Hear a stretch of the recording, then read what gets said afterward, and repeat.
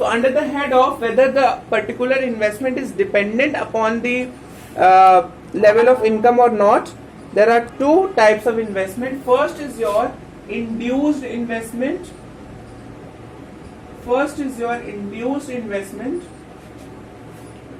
Alright, and second is your autonomous investment.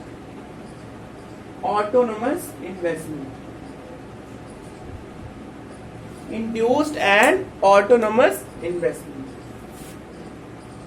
Autonomous, we all know, the word autonomous itself means something which is independent, like autonomous consumption we have discussed. So autonomous investment is that investment which is independent of the level of income, whether the level of national income is high or low. This investment is not dependent on the level of income and it remains constant. It does not remain constant, but it is independent of the level of income.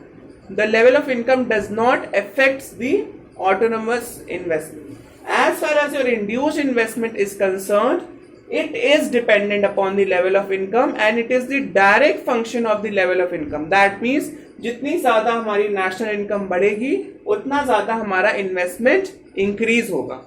That is why your induced investment is called as income elastic. Your induced investment is income elastic.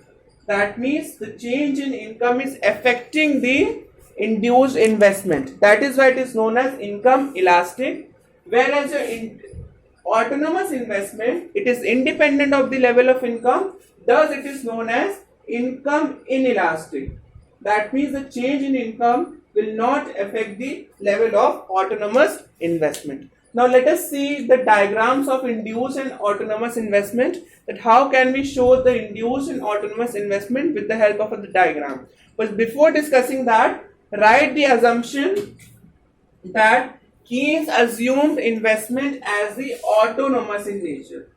He developed his theory, the simple Keynesian model, by assuming that the investment is autonomous in nature. That means it is not dependent upon the income level or it is independent of the national income level. So two assumptions we have got. First, he assumed that investment is private in nature, and then he assumed that investment is autonomous in nature. Two things he have assumed regarding the investment. That is the second component of aggregate demand.